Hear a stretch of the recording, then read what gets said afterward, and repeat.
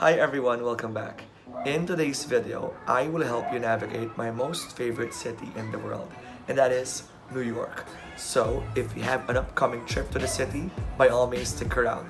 This video might be of help. So, what we have here, it is actually the complete subway map of New York City. Now, we must remember that New York City is a very big city. It actually has 5 boroughs. We have the Bronx right there, we have Queens, then we have Brooklyn right here, we have Staten Island, and of course Manhattan. Now, Manhattan is the center of everything because most of the tourist attractions are actually found here in Manhattan. So I think if it is your first time to be in New York, explore first Manhattan before going around the other boroughs. So today, I'm going to help you navigate Manhattan in this particular video.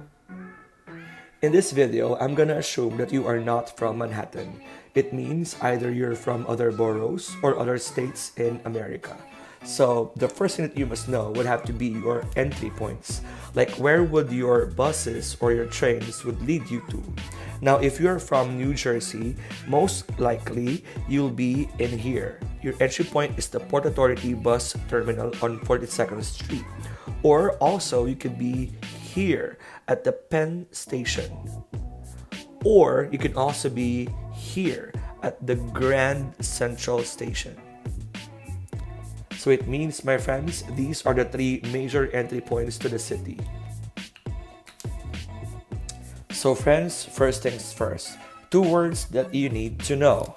Number 1, you need to know what a street is. And number 2, what an avenue is. Because in navigating Manhattan, you need proficiency in determining streets and avenues. Now, let me explain. When we say streets, it will pertain to all horizontal lines in your map. On the other hand, avenues would have to be vertical lines on your map, right? So remember, horizontal would have to be street, vertical would have to be avenue. So for example, my friends, the Port Authority bus terminal is actually on the 42nd Street and 8th Avenue. So that is the address of the Port Authority bus terminal, 42nd and 8th.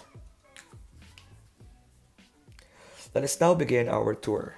Now, friends, let us assume that your starting point is at the Port Authority bus terminal, right? And that is actually on 42nd Street, 8th Avenue, mga kaibigan. So, I think this is a good starting point dahil from here, marami na mga tourist attractions kang makikita. Actually, almost all, right? Why? Number 1, my tip is for you to go straight ahead sa 42nd Street. Why? Pag dire-diretso mo ang 42nd Street, makikita mo dyan ang Times Square, right? And Times Square is very famous for the ball drop event every New Year's Eve. Pero mag-ingat kayo dyan, masyadong maraming tao, so please be careful. Now, if you would go straight ahead, you would also see Bryant Park. Isa to sa mga pinakasikat na park sa New York. Marami na mga pelikula ang na-shoot dito. After that, my friends, diretso ka pa, and then you would see the Grand Central Station. At mga kaibigan, I think you must never miss the Grand Central Station. Napakaganda ng kanyang architecture. Particularly, I love the ceiling, mga kaibigan. So yun ang mga tourist attractions along 42nd Street. So after spending time sa Grand Central Station, it's now time to move on. I suggest, mga kaibigan, bumalik ka ng 6th Avenue and doon mo makikita ang Rockefeller Center. And my friends, marami na mga tourist destinations ang malapit dyan. Like number 1, Museum of Modern Art. Number 2, St. Patrick's Cathedral. So yung mga pwede mong puntahan na malapit sa Rockefeller Center. Now after that, I think ready ka na magpunta sa Central Park. Isa sa pinakamalaking park sa buong mundo. So isang hilera yan, my friends. Yan ang buong entrance ng Central Park. Well, if you would notice, dalawang sides ang pwede mong puntahan. Pwedeng this side or pwedeng this side. But I suggest, start with this side, 5th Avenue, mga kaibigan.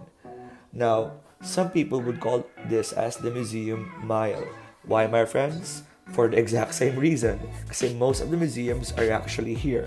Andito po yung Metropolitan Museum of Art, also the Frick Museum, also Guggenheim Museum, napakarami. So, I suggest dyan muna kayo magpunta.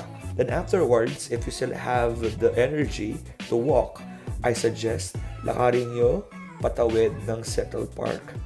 And then you would see in here the Natural History Museum. Yan. Now, I think from that particular point, pwede ka nang bumalik pababa. So, pwede ka nang maglakad papuntang Lincoln Center, which is also very famous. Then, lakad pa ng konti to Columbus Circle. Then, my friends, balik tayo sa Port Authority Bus Terminal. So, I think that is part 1 of your tour. So, part number 2 of your tour. Now, since we are going south of Manhattan, tingin ko kailangan mag-subway ka na kasi medyo magkakalayo na yung mga tourist attractions. Pero I think if your starting point is the Port Authority Bus Terminal, lakarin mo na lang hanggang Penn Station, 34th Street. Now why? Because my friends, dito pinakamaganda magpa-picture para sa Empire State Building. I think yan ang pinaka-perfect spot if you want to have the perfect picture with the Empire State Building. Now, after that, you can cross again sa papuntang 8th Avenue and sumakay ng either A, C, or E train. Yan, A, C, or E train. Now, ang una mong stop would have to be Washington Square Park. Bumaba ka dyan dahil isa rin yan sa mga pinakasikat na parks sa New York. Right? Then afterwards, sakay ka uli at baba ka ng Canal Street. And if you're hungry, I suggest hanapin mo dyan ang Joe Shanghai. Now, what is Joe Shanghai? One of my favorite restaurants in the city. Then I would actually make a vlog about it in the future. Now, from Canal Street, sakay ka uli ng train, yung blue line pa rin, E for that matter, para maabot mo ang World Trade Center. Siyempre, andyan yung Freedom Tower, right? Diyan po yung World Trade Center. Then afterwards, I think, para naman medyo ma-exercise ka, you can just walk. Lakarin mo papunta dito sa Fulton Street and then diretso ka papunta sa paa ng Brooklyn Bridge. I think, yan. Brooklyn Bridge. And I suggest, my friends, tawirin mo ang Brooklyn Bridge. Lakarin mo lang, mga kaibigan. Lakarin nyo lang yan. I think mga around 15 to 20 minutes lang ang gugugulin nyo sa paglalakad dyan. Na pagbaba mo sa Brooklyn Bridge, you would find it there Dumbo. Now, ano ba ang Dumbo, my friends? Very famous po ang Dumbo. Now, ano ba ang Dumbo? Down Under Manhattan Bridge Overpass. And my friends, if you would search online, sikat na site po ang Dumbo. Marami na mga pelikula ang nagawa dito at marami na mga pictures ang na-take dito. So Dumbo is a place that you must really go to. So, ayan. Now that is part number 2 of your Manhattan tour. And last part, my friends, if you want to visit the Liberty Island, kailangan kang magsumakay ng ferry either from the South Ferry Station or the Battery Park City Station. So, ayan. So, dalawa yung pwede mong sakyan papunta sa Liberty at sa Ellis Island. So, ayan. In here yung Statue of Liberty.